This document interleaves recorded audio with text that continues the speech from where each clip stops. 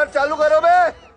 2025 साल 2025 में हम आज हैं। 1975 के पन्ने आज भी क्यों पलटे जा रहे हैं? क्यों संविधान हत्या दिवस आज के दिन मनाया जा रहा है? क्या इससे सिर्फ आज की राजनीति चमकाने की कोशिश की जा रही है? उद्देश्य क्या है?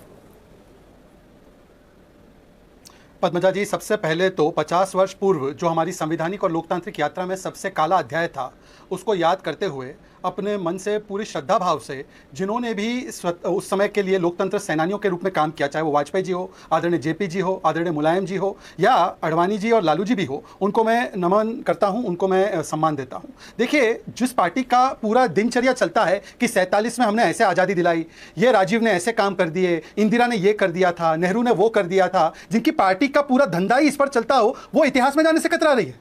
मतलब कि आप 47 तक इंडिपेंडेंस में चले जाओ तब तो ठीक है, और अगर संविधान की बड़ी सेवियर बनने की जो पॉलिसी अपनाते हैं, उनको संविधान कैसे तार तार किया गया उसके बारे में 50 वर्ष पहले जो हुआ था आज भी वो रेलेवेंट है, वो बता दो तो वो इतना आग बबूला हो जाते। इसको कहते हैं हिपोक्रेसी की कोई सीमा नहीं होती। अच्छा, ये छिपाना क्या चाहते हैं पद्मजा जी? 10 यही नहीं, अभी और सुनिए, सेकंड दे दीजिए, क्योंकि आपका शो जेन जी और जेन अल्फा भी देखते हैं, उनको तो पता भी नहीं। मैं खुद 11 साल बाद पैदा हुआ था इमरजेंसी के, तो मैं तो खुद इन चीजों को पढ़कर मैंने देखा है। तो देखिए, फंडामेंटल राइट सस्पेंड आर्टिकल 21 कभी नहीं किया जा सकता अब, पर तब हुआ था। बच्चों याद रखना, 1.5 लाख लोगों को बिना ट्रायल के जेल में, मीसा कानून के तहत, मीसा अब लालू जी की बेटी का नाम भी है, क्यों रखा जान लीजिए आप। 1.5 करोड़ लोग स्टेरलाइज किए गए, उसमें ज्यादातर मुसलमान, ज्यादातर दलित, ज्यादातर ओबीसी थे। 7 लाख लोगों को डिस्प्लेस किया, मानव अधिकार को कुचला, 250 पत्रकार, जैसे हमारी पद्मजा बहन है ना, ऐसे 250 पत्रकारों को जेल में डाला, जुडिशरी को झुकाया, कमिटी जुडिशरी बनाई। एचआर खन्ना, जिनके अभी परिवार से चीफ जस्टिस भी बने, उनके चीफ जस्टिस के स्वेरिंग इन में राहुल जी नहीं आए, बहुत गुस्सा है वो अभी भी एचआर खन्ना साहब के कृत्यों पर। उनको कैसे ट्रीट किया गया? 12,000 घर तोड़े, मोदी जी घर बना रहे, इन्होंने गरीबों के घर तोड़े। 10 सेकंड, लालू जी, मुलायम जी जैसे लोगों को भी जेल में डाला। और देखिए, आयरनी की बात यह है कि आज भी ये लोग सुधरे नहीं है। आज सुधरे होते तो आज उदित राज ने बोला है कि इमरजेंसी का फायदा हुआ कुछ लोगों को, खड़गे जी ने बोला बात गई रात गई छोड़ दीजिए, भूपेश बाघेल ने बोला है कि इमरजेंसी लगाना साहसिक कदम था, संजय राउत ने जस्टिफाई किया कि कॉन्स्टिट्यूशनल थी। और आखिरी बात, 10 second, last 5 second, promise 5 second, इसीलिए याद करना जरूरी है क्योंकि आज की तारीख में भी इमरजेंसी माइंडसेट का परिचय मिलता है। जब शशि थरूर परिवार के ऊपर देश को रखते हैं तो शशि थरूर को किस प्रकार की गालियां पड़ती है। आज इसीलिए याद दिलाना पड़ता है कि आज जिस प्रकार से छोटा मोटा राज्य कहकर खड़गे जी ने बिहार का अपमान कर दिया, आज याद दिलाना पड़ता है क्योंकि आज भी अंबेडकर जी का अपमान करते हैं। लालू जी अंबेडकर जी की तस्वीर को पैरों तले रखे, तो आज भी मानसिकता और फितरत जो है ना, इंडिया नहीं इंदिरा फर्स्ट, वो आज भी है। क्या बात है सर, क्या बात है सर, क्या बात, ये बात है। अरे सर क्या बात है। लोंधे पाटिल, अगर आप अपनी उपलब्धियां गिनाते हैं इतिहास की, तो जो उसमें गलतियां हुई हैं, क्या उसके लिए आज आप माफी मांगेंगे? आज गृह मंत्री अमित शाह ने कहा है कांग्रेस को माफी मांगनी चाहिए, 50 साल बीत गए लेकिन घाव अभी भी हरे हैं। क्या आपातकाल के लिए कांग्रेस पार्टी माफी मांगे? अतुल जी, 2 मिनट आपके। एजेंसी लगाई थी, वो संवैधानिक थी 352 में। और क्या बदलाव किए थे? बदलाव ये किए थे, उन्होंने लिखा था यूनिटी के साथ इंटीग्रिटी, एकता के साथ अखंडता, एकात्मता जो है शब्द डाला था, सोशलिस्ट एंड सेकुलर डाला था। पता था इनको कि संविधान जिस राह पे तुम चल रहे हो बेटा, एक दिन पूरी तरह फंसोगे। क्यों 5 सेकंड बचे चाहिए थी? लल्लू सिंह ने क्या कहा था? ज्योति मिर्जा ने क्या कहा था? सुनिए ना, मैं संविधान की बात कर रहा हूं। ज्योति मिर्जा ने क्या कहा था? 2 मिनट आपके भी हो गए। अतुल लोंधे पाटिल, जितना मैं समझ पाई हूं, आप बेसिकली ये कहना चाह रहे हैं कि उस वक्त एक तरीके से संजय राउत ने कहा है, उसी को आप और पुख्ता कर रहे हैं। आप कह रहे हैं कि उस वक्त हालात ऐसे पैदा हो गए थे कि देश में अराजकता फैल रही थी, इसीलिए आपातकाल लगाना सही था। क्या आप उसको जस्टिफाई कह रहे हैं? आप कह रहे हैं कि गलती नहीं, वो सही था, वो संवैधानिक कदम था। नहीं, 10 सेकंड सर, आपके 2 मिनट हो गए, तो बस ये बता दीजिए, आपका जो बोलने का पूरा एक जिस्ट था वो ये था कि सही कदम था। देखिए, पुलिस, देखिए उस वक्त के हालात के हिसाब से, परिस्थितियों के हिसाब से, मैंने आपको रिपोर्ट जो पार्लियामेंट टेबल की थी, वो रिपोर्ट के हिसाब से और तब परिस्थिति उसके हिसाब बताया। लेकिन जो एट्रोसिटीज हुई थी, कुछ पुलिसों ने, पुलिस कार्रवाई में ज्यादा अत्याचार हुआ था, उसके लिए माफी स्वयं इंदिरा जी ने मांगी। इंदिरा जी नहीं करते, अभी इमरजेंसी के ऊपर ही रहते हैं। होती नहीं है, फिर से एक बात दोहरा रही हूं, आप कह रहे हैं कि आपातकाल, वो अडवाणी जी ने किया, आपातकाल लगाना उस वक्त जरूरी था। सबसे एक कमेंट ले लेते हैं हर्षवर्धन जी। अतुल लोंधे पाटिल कह रहे हैं कि आपातकाल लगाना उस वक्त जरूरी था, देश में हालात ऐसे पैदा हो गए थे, लेकिन अगर कुछ एक्सेसेस हुई है उसके लिए कांग्रेस पहले ही माफी मांग चुकी है। उन्होंने 3 नाम गिनाए, वो कह रहे हैं इंदिरा जी ने माफी मांगी, राजीव गांधी ने माफी मांगी और राहुल गांधी भी माफी मांग चुके हैं। तो अब राजनीति क्यों?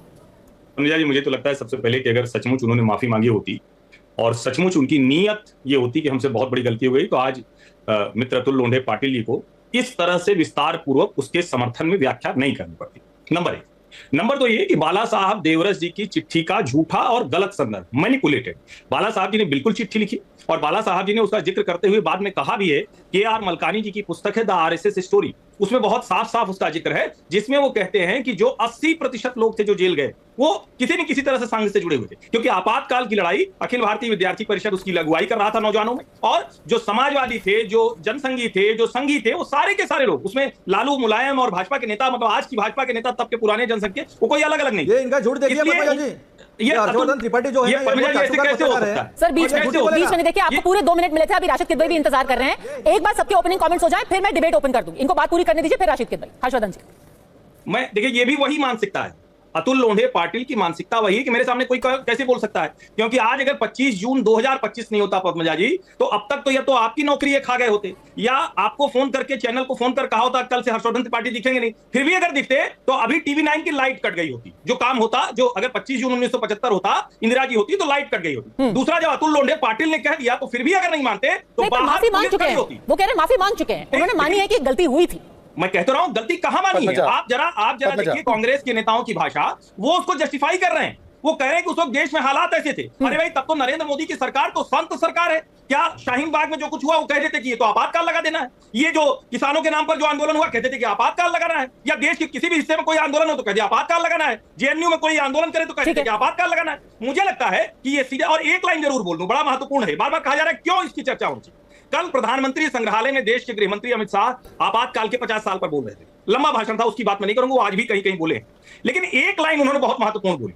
उन्होंने कहा ये तानाशाही और लोकतंत्र, ये कोई ऐसा नहीं, हर व्यक्ति के अंदर ये दोनों विचार, ठीक है, किसी व्यक्ति के अंदर से लोकतंत्र वाले विचार के ऊपर तानाशाही का विचार हावी न हो जाए। उसको ये समझ में आया कि अगर कोई नेता तानाशाह होगा तो कोई जयप्रकाश नारायण, कोई राजनारायण जी, कोई जो नेता थे उस वक्त के, या जो छात्र आंदोलन मोरबी से लेकर देश के अलग अलग हिस्सों में चला, वो लड़के खड़े हो जाएंगे और किसी नेता की भारत में हैसियत नहीं कि तानाशाह हो जाए, इसलिए याद करना जरूरी। एक तो इसके लिए माफी जब इंदिरा जी ने मांग ली थी, जब उन्होंने खुद से चुनाव करवाए थे, और दूसरी बात आज भी वही इमरजेंसी माइंडसेट, मानसिकता तो वही है। Indira is India, India is Indira वाली राशिद किदवई कह रहे हैं। आज भी कई सारी संस्थाएं हैं जिनको सरकार के अधीन कर दिया गया है। यह भी एक नया आपातकाल है।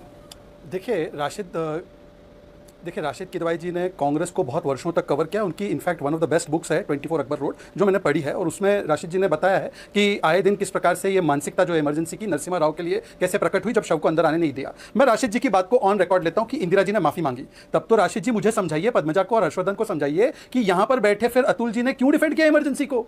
मतलब इंदिरा जी खुद मान गई कि ये गलत हुआ, और फिर अतुल जी आज डिबेट में आके जस्टिफाई किए, बोले कि संवैधानिक इमरजेंसी थी।